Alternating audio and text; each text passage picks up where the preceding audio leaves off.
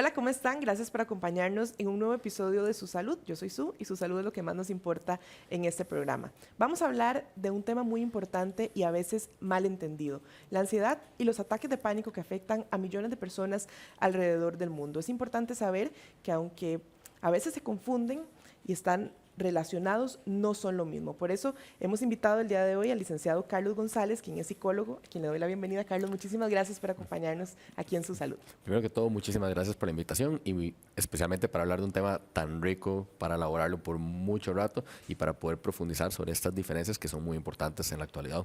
Así es, y también hoy en día que estamos tan bombardeados, ¿verdad?, de informaciones, de tecnología, de estrés, la salud mental cobra una especial relevancia.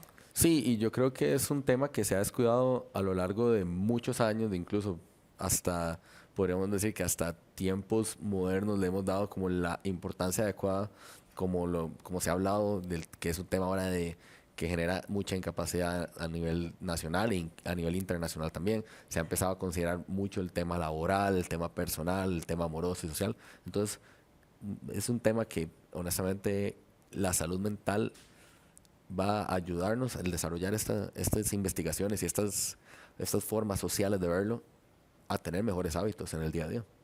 Así es, y por eso en Su Salud vamos a hablar hoy de este tema. Vamos a empezar con uno, hablamos de la ansiedad y los ataques de pánico, vamos a empezar específicamente por la ansiedad, lo más básico, ¿qué es? Ok, esa es una excelente pregunta. La ansiedad es una emoción básica, así como lo es la felicidad, la tristeza, la ira. Y la ansiedad es una emoción que se relaciona mucho al estrés de evitar cosas en un futuro. Es como la manera sencilla de decirlo. ¿Cómo se puede ver la ansiedad? Ok, estoy aquí en esta entrevista y tal vez mi cerebro dice, uy, voy a equivocarme y si me equivoco todo el mundo lo va a ver y si todo el mundo lo ve voy a ser un mal psicólogo y si soy un mal psicólogo voy a tener menos... La ansiedad se va viendo de esta manera. La ansiedad puede tener pensamientos que no son racionales, a como otros que sí, también yo puedo llegar a decir, ¿puedo cometer un error? Sí, puede ser que yo cometa un error hoy. Entonces, la ansiedad es una emoción básica dentro del montón de emociones que tenemos los seres humanos y que por lo general suele relacionarse con alguna, tal vez, una capacidad de generar mucha preocupación enfocado a futuro y también a veces a repetir patrones del pasado, que también eso ocurre bastante. ¿Qué la desencadena, verdad? ¿Solamente esto de sobrepensar lo que viene o hay algún otro factor que también podría hacerlo? Es que puede ocurrir de manera, hay factores genéticos, hay factores físicos, hay factores ambientales, y por ambientales entiéndase como el entorno en el que estamos. Entonces, yo creo que algo que puede desencadenar una emoción como la ansiedad puede ser un montón de cosas. Por ejemplo, te voy a poner una, el hablarle a una persona que a vos te atraiga. Entonces, por ejemplo, aquí ya vas teniendo como, uy, ¿y si todo sale mal? ¿Y si me rechaza? Ejemplo uno, a nivel laboral, uy, tengo que hacer este ensayo para mi jefe en tantos minutos. Entonces, Claro. puede surgir en cualquier contexto al ser una emoción básica, hasta de maneras inesperadas. Que esto también creo que es muy importante, que a veces uno puede llegar a sentirse ansioso o ansiosa de la nada, porque Exacto. puedes estar tranquila aquí sentada y empezás a preocuparte por algo y te empezás a sentir mal. También puede surgir de la nada, no es como algo, no hay factores desencadenantes como puntuales. Y eso también le iba a consultar porque tal vez lo podemos relacionar con algo muy de la vida de adulto, ¿verdad? Pero la ansiedad afecta a personas de todas las edades. Digamos, se podría ver un cuadro de estos en un niño. Claro, claro. De hecho, se han encontrado cuadros en niños, por ejemplo, personas que han sido víctimas de bullying. Se nota a todas las edades. Incluso también es importante destacar que la salud mental desde la infancia se debe cuidar bastante, que eso es algo que se le ha dado mucha importancia también recientemente en la psicología infantil. Y sí es algo que se puede presentar en adultos mayores, en adultos, en adolescentes y también en niños. O sea, sí se presenta a cualquier edad. Es importante reconocer los signos de la ansiedad, cómo se manifiesta, digamos, tal vez físicamente o emocionalmente. Claro, bueno, físicamente puede haber taquicardia o latidos que llaman así. Puede haber sudoración en las manos, especialmente en personas que no sudan mucho en las manos. Quiero dejar eso claro. También puede haber otros signos como el famoso sobrepensar. Tal vez no es un signo tan físico, pero vos te quedas como, uy, me siento muy acelerada, ¿qué está pasando? Por ahí puede ir también. Y otros signos físicos pueden ir viendo como el movimiento de pies, así que uno empieza como así, como a mover la mano, como así, como... Claro. Ese es otro signo. Y es que hay muchos signos y van a depender de la persona, pero también, por ejemplo, cuando le empieza a temblar el ojo a las personas, a veces les empieza a temblar, es como ahí, es como ahí, como... Hay muchos signos. Entonces, lo importante es, y aquí como para empezar a adelantarnos un poquito, empezar a detectar las señales antes de que sea como muy, muy tarde o cuando ya explote la bomba en nuestra vida y en nuestra salud mental. Cuando yo hablo de que tengo ansiedad, puede ser algo que sea aislado, digamos, que lo desencadene un hecho específico y sea una sola vez, o necesariamente es algo que es recurrente. Pueden ser cualquiera de las dos, porque volvamos al ejemplo de la vida amorosa. Eso es algo que es un tema muy frecuente en terapia. Es que yo tengo miedo de volver a fracasar como lo hice. Sí, efectivamente, y es un miedo muy válido y me genera ansiedad ya cuando empiezo a hablar con alguien. Claro, te puede generar ansiedad. Como también te puede generar ansiedad algo nuevo, como, ok, ya me gradué de la universidad y voy a buscar mi primer trabajo. Yo nunca he vivido la experiencia de trabajar, entonces también puede ser algo nuevo. Y creo que esto es algo muy chiva de entender en el punto en que vos aceptás que las cosas que vos tenés en tu vida no están seguras, primero que todo, y eso te puede generar ansiedad, pero irónicamente, si vos empezás a aceptar como, sí, esto me puede generar ansiedad, pero a pesar de eso, puedo estar bien, el aceptar la ansiedad, más bien te baja la ansiedad en lugar de llegar y decir, no quiero sentir esto, no quiero sentir esto, no quiero... Eso más bien te puede empeorar la situación en la que vos estás. Entonces, creo que es un tema como muy, muy interesante el poder separar el evento aislado, como vos lo decís, versus el evento puntual. El evento, perdón, el evento recurrente, Recurrente. o que ha ocurrido en el pasado, no necesariamente es recurrente. Puede ser, hay gente que te llega y que te dice, sí, es que cuando yo tenía 11 años, yo, un ejemplo, yo no me montaba en nada y ahora tengo miedo de montarme en un avión. Y yo te digo, bueno, pero vos no tenés las herramientas. En ese momento no las tenías y ahora sí tenés muchas más herramientas a los 35 años. Y a veces la gente lo relaciona con cosas de cuando tenían 11, 10 años. Esta es una duda que se hacen algunos usuarios, me parece muy interesante. ¿Se puede considerar normal, entre comillas, tener ansiedad? Sí, es una emoción. Digamos, el tema de la ansiedad, digamos, sí es algo muy importante a nivel terapéutico. Uno como psicólogo, uno no normaliza las consecuencias de la ansiedad, uno normaliza la ansiedad per se. ¿Qué significa esto?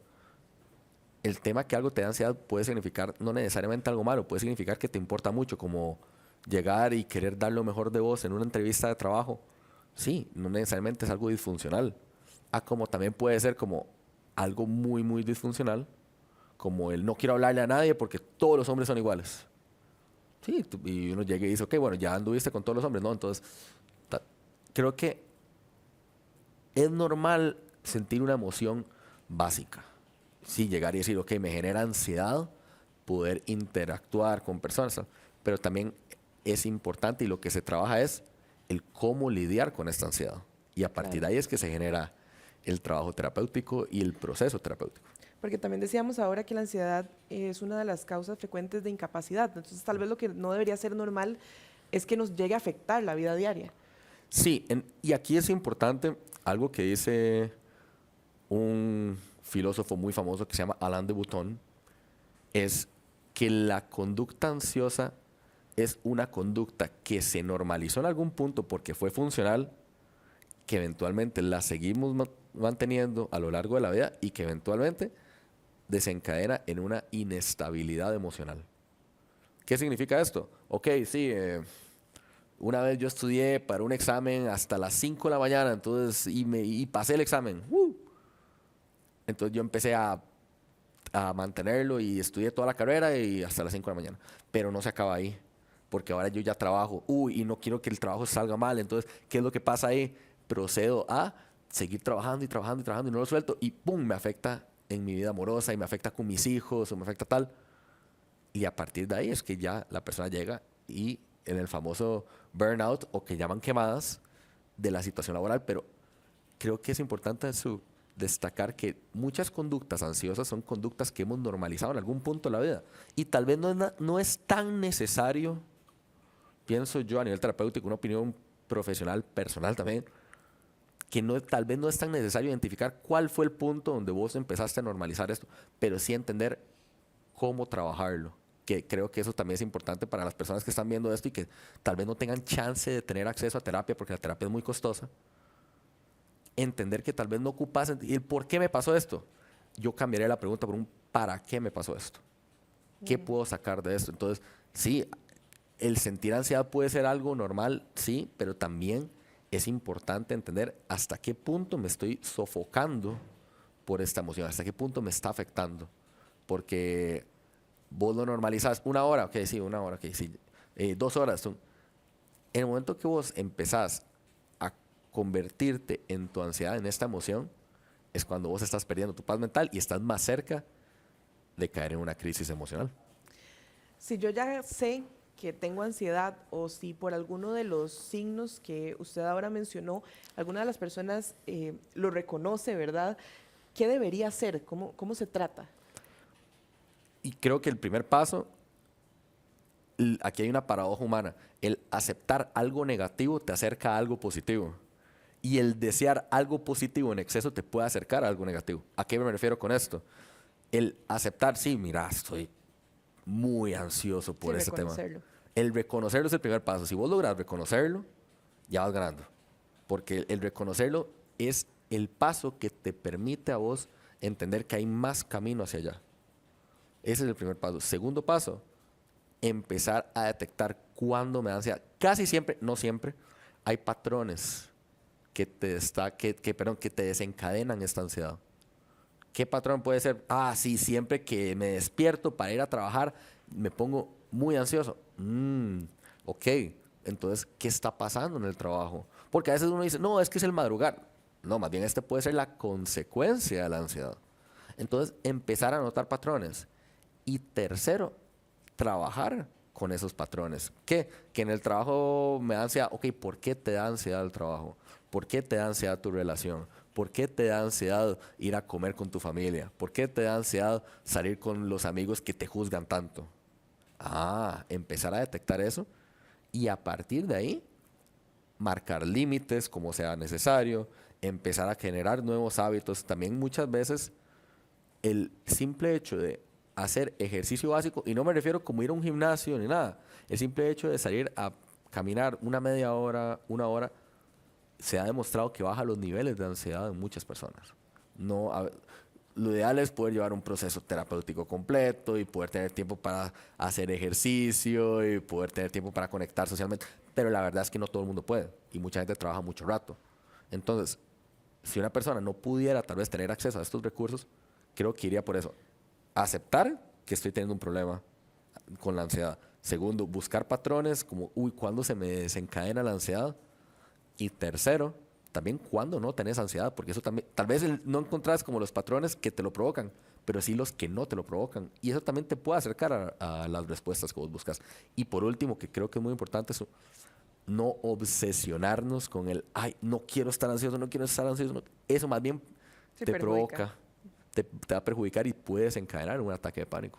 Ok, perfecto. Y yo siempre le digo a toda la audiencia, Carlos, que si tenemos los medios y lo necesitamos y es algo que está afectando nuestra vida, lo mejor es acudir inmediatamente donde un profesional, ¿verdad? Que siempre, obviamente, un espacio como esto no sustituye una consulta profesional y saber que si uno no tiene los medios, bueno, además de la seguridad social y demás, se podría acudir a alguna de las líneas. Ahora hay muchos recursos también para buscar ayuda en el tema de salud mental, ¿verdad? Claro, de hecho, el Colegio de Psicólogos tiene la famosa línea Aquí estoy. Claro. No me acuerdo cuál era el número exactamente, pero si ustedes buscan en internet línea Aquí estoy del Colegio de Psicólogos de Costa Rica, ahí está. Hay recursos también, hay fundaciones e instituciones no gubernamentales y sin fines de lucro que ayudan mucho a la salud mental masculina, a la salud mental femenina, en adolescentes. Hay muchos recursos y es algo que yo destaco mucho y algo que quiero felicitar de las universidades privadas es que están abriendo un espacio también para generar clínica y terapia de bajo costo o Claro. incluso gratuita y también las universidades públicas, que eso ayuda mucho a que gente de bajos recursos puedan acceder a un proceso serio. Y no creas, o sea, incluso hablando aquí desde que yo era estudiante, llevar estos procesos ayudan muchísimo a las personas. Uno ve el progreso en la vida de estas personas. Ahora imagínate también como poder sacar el tiempo uno para llevar Claro. el tiempo y el proceso así. Carlos, ahora que conocemos un poco mejor el tema de la ansiedad y lo podemos caracterizar, tal vez sería importante introducir el tema de los ataques de pánico. ¿Por qué se confunden? Ok, creo que la gente lo confunde mucho por el hecho de que piensan que el ataque de pánico y ataque de ansiedad, digamos, un ataque de ansiedad no existe per se, sino que es como un ataque de pánico. ¿Y qué es un ataque de pánico? Un ataque de pánico es un pico emocional puntual que puede durar sus minutos o incluso tal vez una hora, par de horas, que suele ser provocado primero de manera interna, ya sea entiéndase que por algún pensamiento, algo que uno tenga ahí como en mente no tan trabajado, o también por una recurrencia de algún evento traumático o fuerte y la exposición a algo que le tengamos fobia o algo así también. Entonces, ¿cuándo puede dar un ataque de pánico? Por ejemplo, en el momento que vos te dejas llevar mucho, por ejemplo, a nivel social, si vos sabes que no sos muy bueno interactuando a nivel social y vas buscando ir a una fiesta y empezás a tomar mucho alcohol, probablemente te dará un ataque de pánico eventualmente, porque empezás a perder el control emocional de vos mismo. Es un ejemplo que llega mucho a terapia. Y otro punto importante con el tema del ataque de pánico es que son eventos que hacen que uno pierda el control emocional casi que completamente. Un tema de ansiedad, por ejemplo, lo podemos distinguir con un tema que yo podemos estar teniendo esta entrevista y vos puedes estar ansiosa, pero aún así puedes llevar la entrevista y tal Claro. vez nadie lo note. Pero al final de la entrevista tal vez te vas a llorar al baño y explotas o por ahí se puede distinguir el cambio. El ataque de pánico casi que es inmediato. Para ver si le entiendo. Entonces, la ansiedad podría ser algo que se viene manifestando como en el tiempo, ¿verdad? Como que yo vengo sobrepensando, pero en el ataque de pánico hay algo que desencadena, como por así decirlo, un punto agudo de la crisis, por así decirlo. Claro, y a veces el punto no tiene que tener sentido. Y eso también es importante destacarlo. Eso no es como que esto va más que todo como enfocado como a padres de niños y adolescentes en esta entrevista. Pero a veces va a ser como un niño llorando y es que tengo miedo de que salga una araña. Y tal vez no hay una araña en la casa en los últimos 8 meses, pero puede desencadenar por algún evento traumático. También puede ser escenarios hipotéticos también, como no, es que yo no puedo perder mi trabajo porque si pierdo mi trabajo ya no puedo alimentar a mi familia y si ya no puedo alimentar a mi familia no van a hacer nada y tal vez la persona nunca ha perdido ningún trabajo en la vida. Y Entonces, por ahí va. Perdón. no se preocupe, en cuanto a los signos físicos, ¿cómo se diferencian de la ansiedad? ¿Es posible que tal vez que un ataque de pánico no tenga una manifestación y sea silencioso? O sea, puede pasar, y lo he visto. No es tan frecuente. Los ataques de pánico casi siempre son como muy evidentes, entiéndase. La persona empieza casi que a llorar desconsoladamente. La taquicardia llega a niveles altísimos de hasta 150, 160 palpitaciones por minuto. Y como contexto, eso es casi como estar tirando una rutina muy fuerte de gimnasio. Te puede sudoración extrema, pérdida de control, un poco de rigor muscular, así la gente como que se encoge mucho y se pone como muy tiesos, podríamos decir.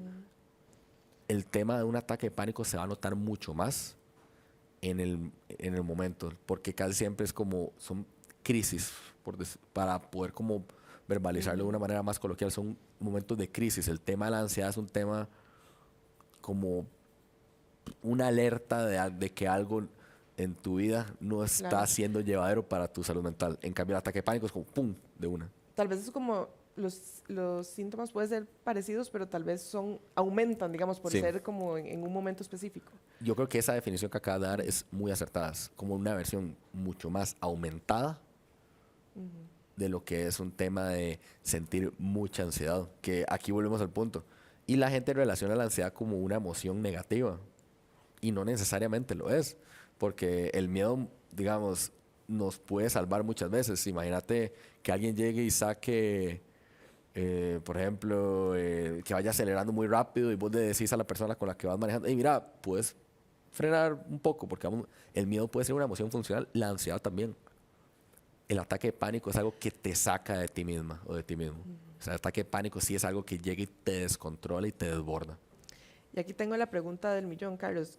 ¿Yo podría tener ansiedad sin tener un ataque de pánico? O al revés, tener un ataque de pánico y en realidad no ser una persona ansiosa. Sí, sí, y es algo que ocurre muy, muy, muy frecuentemente. O sea, las personas cuando sienten ansiedad son emociones casi siempre como un poquito más llevaderas. No es una emoción como que uno diga, uy, qué bien, tengo ansiedad. Pero también el tema del ataque de pánico. Digamos, sí puedes sentir ansiedad y tener un ataque de pánico. Puedes sentir ansiedad y tal vez nunca llegar a tener un ataque de pánico. Nada más como, uy, voy a fracasar, voy a fracasar, voy a fracasar. Pero estoy aquí llevando la entrevista y todo bien. El tema del ataque de pánico también puede ocurrir, por ejemplo, con una persona que nunca ha tenido ansiedad y pasa, digamos, llega mucho a consulta, como es que mira, yo tengo una vida tranquila, tengo mi esposa, tengo mis hijos, pero un día de estos noté que fui a, este es un caso ahí que fui a X lugar a hacer una actividad de deporte extremo y la perdí. Nunca me había pasado en mis 50 y pico años. ¿Cómo lo trabajamos? Sí, también puede ocurrir de la nada. Y el paciente refería que estaba muy bien a nivel emocionalmente. Entonces, sí puede ocurrir también de la nada. E incluso, como te decía, con un origen disfuncional, porque no necesariamente tenés que estar expuesto o expuesta a haber vivido una situación de estas para poder sentir un ataque de pánico. Que eso es algo que la gente suele como invalidar mucho a nivel social, que es como, es que a usted no le ha pasado nada, entonces no siente Claro. nada. Y no necesariamente vos tenés que haber experimentado algo para tenerle miedo. Un Así ejemplo, no tenés que llevarte un accidente de tránsito para saber que es peligroso. Entonces también es importante como normalizar eso a la audiencia. Si yo tengo ansiedad o ataques de pánico y no los trato, digamos, no busco ayuda profesional, ¿podrían evolucionar y convertirse en algo más grave conforme pasa el tiempo? Excelente pregunta. Y la respuesta cortita, por supuesto que sí. ¿Por qué?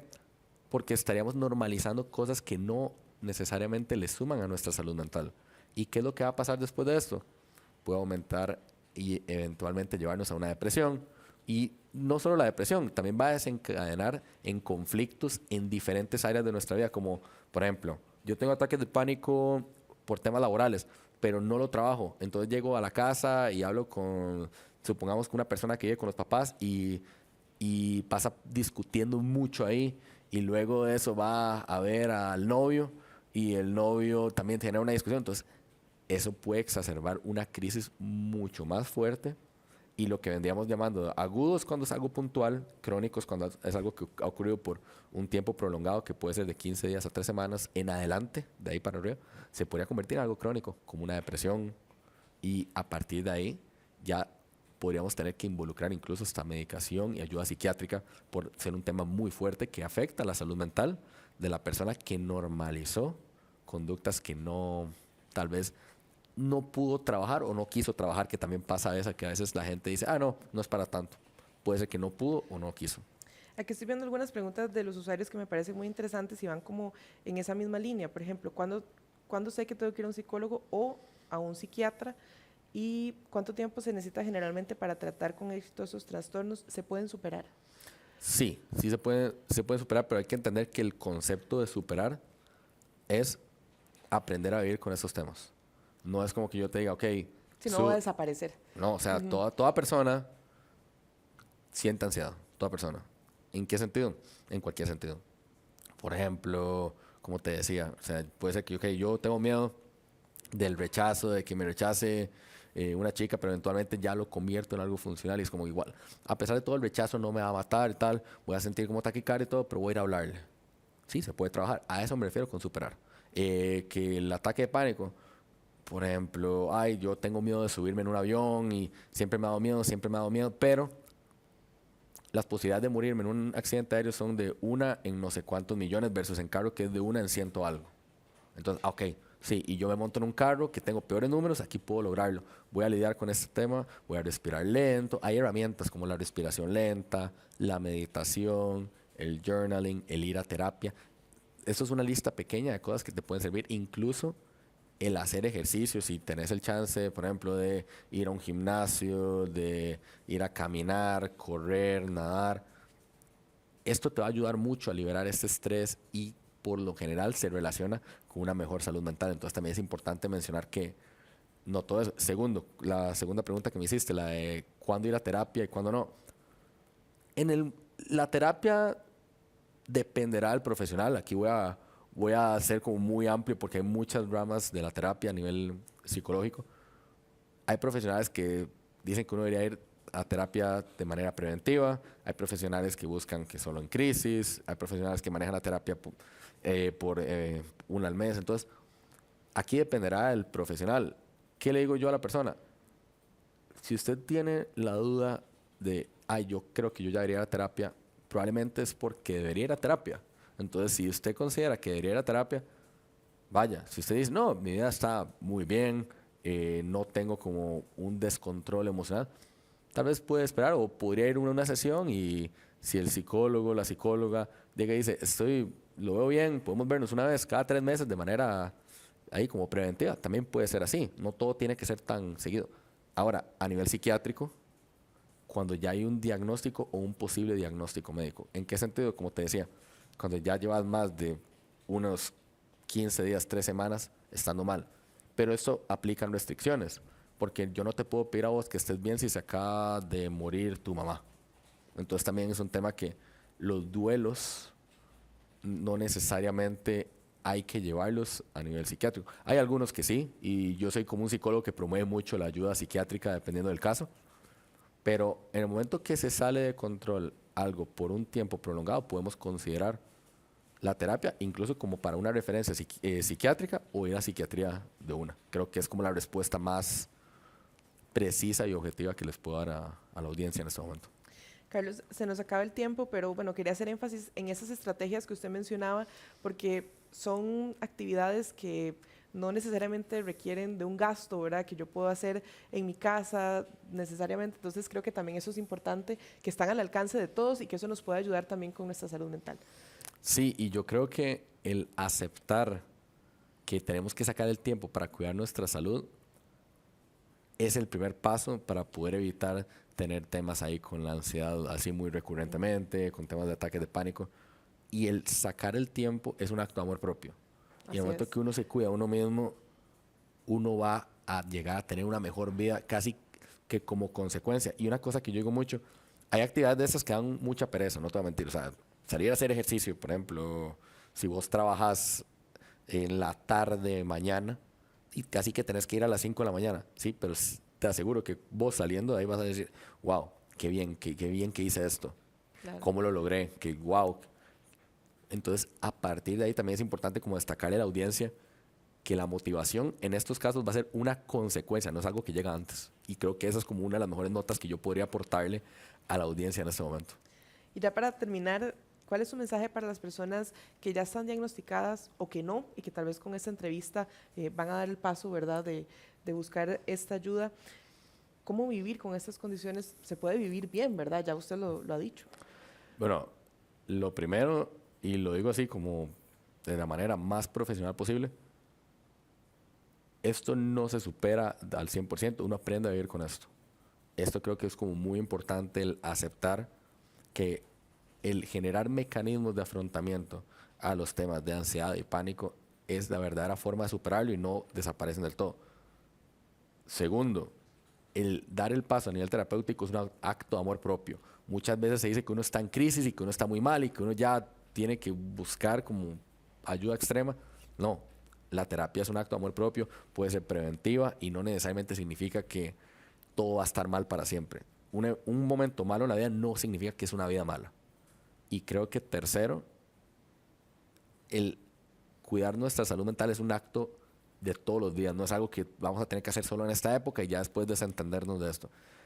Si nosotros cuidamos nuestra salud mental, estando en las buenas, neutras y malas, vamos a lograr generar una buena autoestima, salud mental, salud física, y eso eventualmente nos va a afectar positivamente a nivel social, familiar, personal y hasta amoroso para las personas que tengan pareja.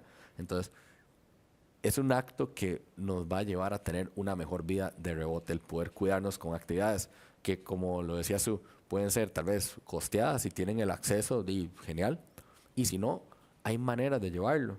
Y también hay muchas herramientas en Internet como para poder cuidar nuestra salud mental, como meditaciones, como reflexiones, cómo hacer técnicas de cuidado de salud mental por medio del journaling, de los diarios.